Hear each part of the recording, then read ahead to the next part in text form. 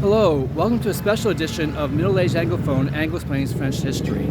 I'm coming from Marseille this time. Normally my episodes are in Paris, but this one is from Marseille. So the one I want to do today is actually really interesting. It's something I learned, I had no idea existed until my time here in Marseille. And that is an area of Marseille, of the city known as La Réserve. And what you can see here, I'm standing on the Vieux Port, with the old docks, the old port, and I'm looking at right now the City Hall. And beside the City Hall, you can see through all the forests of masts of the different boats are very modern, clean-looking buildings. Sort of a modern geography of Marseille, which is of course very nice, and as you sail by it, it's actually quite striking. Unfortunately, what it represents was the destruction of one of the oldest, let me make that clear. It was the oldest section of Marseille. This side of the port is where the Phoenicians, when they first established the city way back 2,600 years ago, in the Greeks, this is where they settled. And so this area that we're looking across now represents the oldest section of Marseille, which also then made it the oldest section of oldest urban section in all of France, considering that Marseille is the oldest city in France. And that in itself is actually quite cool. But what's also cool but also tragic is the sort of history of the area. I'm not going to do the Roman history, I'm not going to do the Greek history, I'm not going to do the Phoenician history, I'm not even going to do the Middle Ages. Rather, I'm going to focus on a 65 period between 1878 and 1943, where the oldest section of Marseille became known as La Réserve, or the Reserve, or La Fosse, as it also became known as. And this area became essentially a red light district. Because it was one of the oldest sections of the city, it originally housed some of the oldest and richest houses and chateaux from the Middle Ages, early modern period. Given the fortunes, the changing fortunes of a port city, of course, eventually the nobles moved out and the bourgeois moved to other areas of the city, leaving this neighborhood empty, or not empty, but sort of replaced by I guess what they would refer to as a less desirable population. This is an area that became full of prostitutes, thieves, bars. It became really kind of the rough section of town. And in 1878, the city government decided to, in a sense, quarantine it from the respectable citizens of Marseille and referred to it as La Réserve, the reserve. And for those of us in Canada, of course, the notion of a reserve does hold some significance for us as well, and usually not a very positive connotation. And in this way, the La Réserve Marseille sort of also carries a negative connotation. So, what was La Réserve? So what's interesting about it? Well, if we sort of pause here, so again, in the center is the City Hall. To its left would have been the border of the reserve, and for 300 meters going long-wise, and then 100 meters going 300 meters sort of width-wide, and 100 meters lengthwise, were a bunch of different streets, Rue La Renaud, Rue Botilliel, a bunch of other streets that became sort of the authorized area where people could brothels, sex clubs, prostitutes could ply their trade legally, or at least with a wink to the authorities, while hopefully again containing the immorality and contagion away from the rest of the city. Now, you'll see that because of these buildings, most of those streets are now gone. So, what happened to them? Well, this is where things get very, very tragic.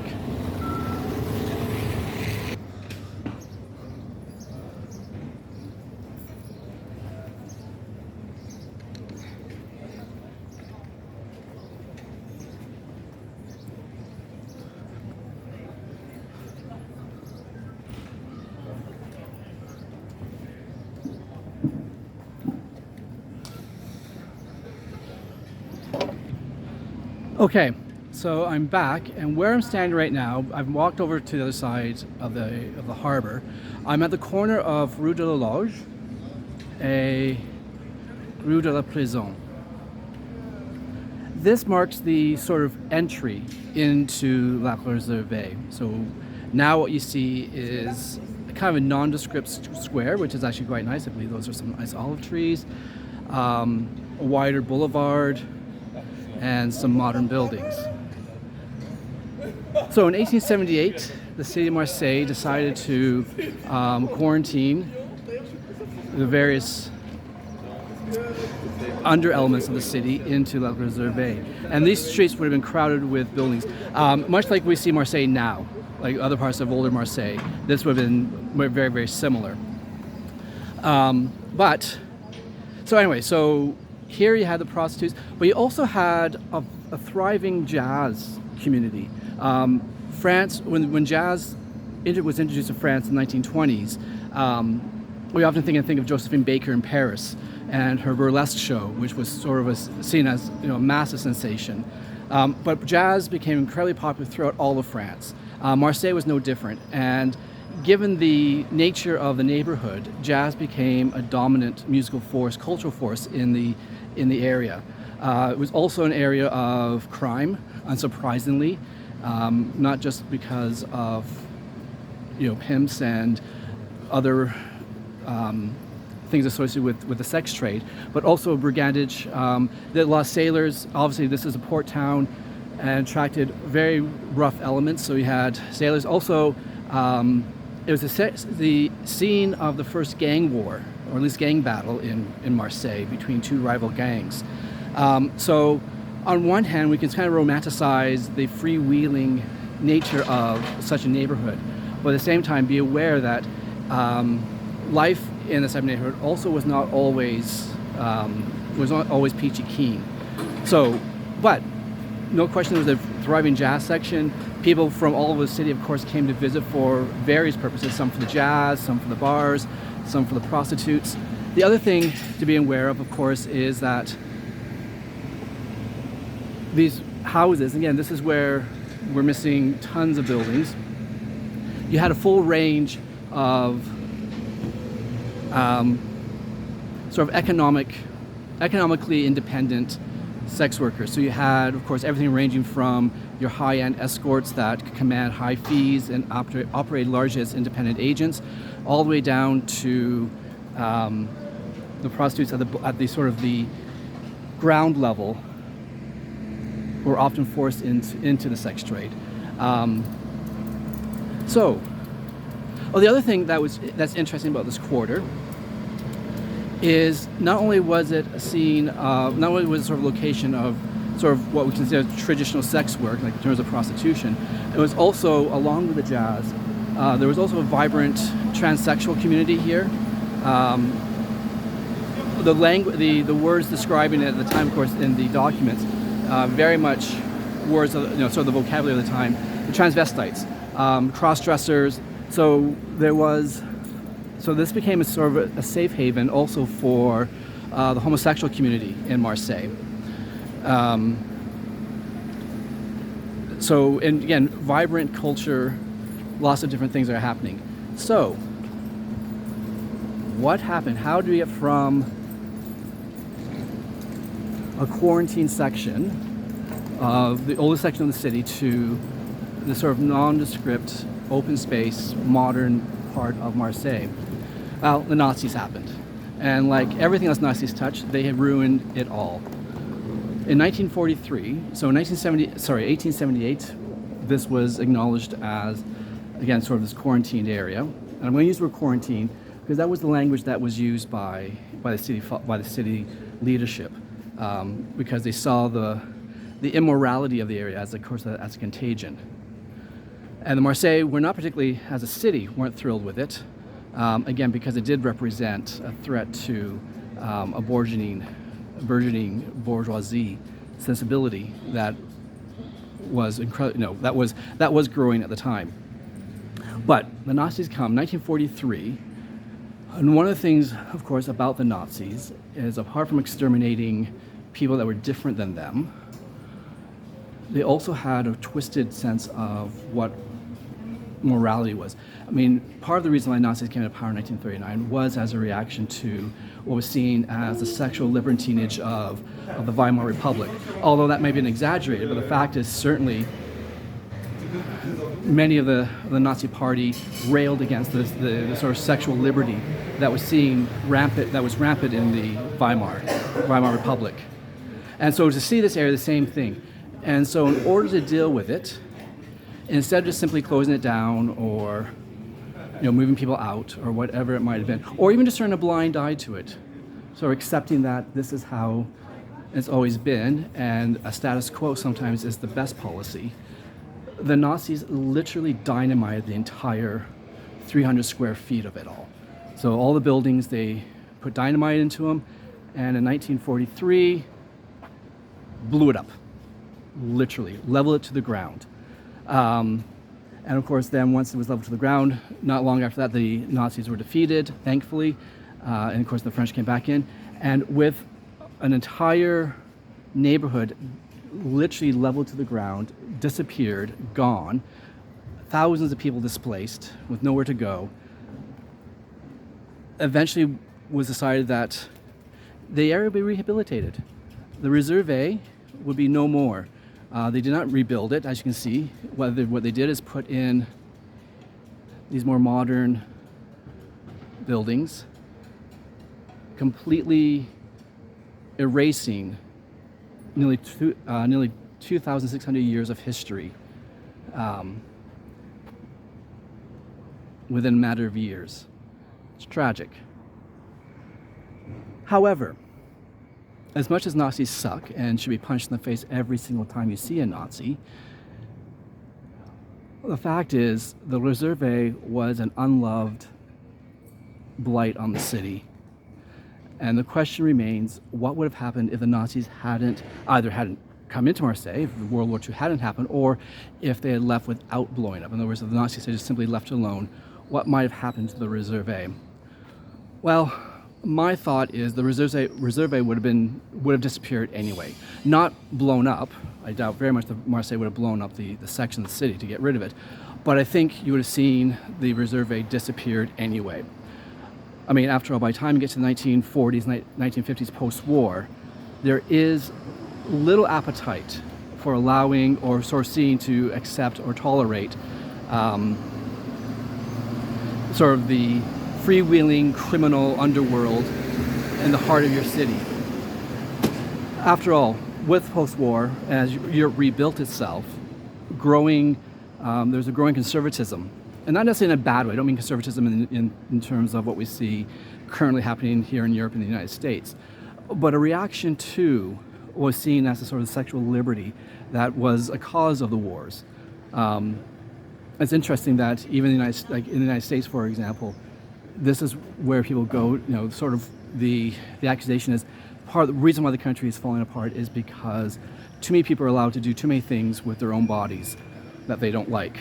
Anyway, so the question is, would the Reserve survive? No, I don't think so. As tourism grew, again, by the time 1960s, 1970s, Marseille becomes, a tourist destination. It's also becoming now sort of shaking off the traumas of the war and becoming itself a more bourgeois city. The Reserve would have been a black eye.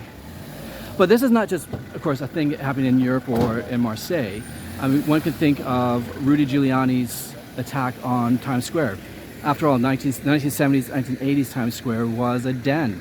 It was a haven of sex clubs, strip clubs, prostitution, all seen as part of a city that had failed and that had become gripped by unrestrained crime. And that by the time we get to the late 80s, early 90s, during Giuliani's mayorship, his broken windows theory that even the slightest misdemeanor, slightest crime leads to far worse, led him to, of course, initiate a policy of cleaning out areas like Times Square. And so instead of the sex clubs and strip clubs and other sort of elements of the sex trade, we now have an M&M store.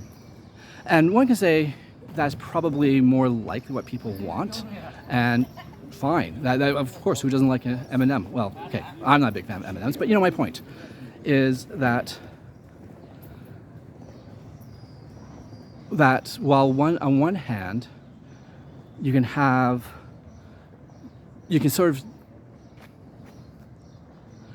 what you can have is, the fact remains that red light districts, areas like Times Square in the 1980s, 1970s, the Réserve Marseille, were seen largely by the majority of people as undesirable and unwanted. And to clean them up would have been exactly what would have been asked for. After all, I don't think you're going to get too many people clamoring to return Times Square to what it looked like in the 1970s. Any more than you get people clamoring for a return to La Réserve, although in this case, it quite literally can't happen. You need to keep in mind also that this push also would come from Marseillais themselves. The whole point of the Réserve was, again, to quarantine and to control the undesirable elements of Marseille and kind of, in a sense, keep an eye on them. And of course, ideally, eventually eliminate it.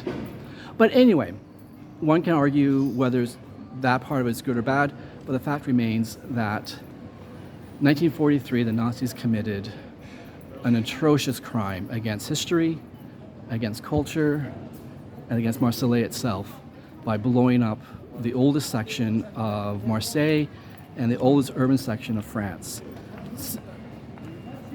So, anyway, hope you've enjoyed this sort of rambling, middle-aged Anglophone Anglosplains French history, Marseille edition.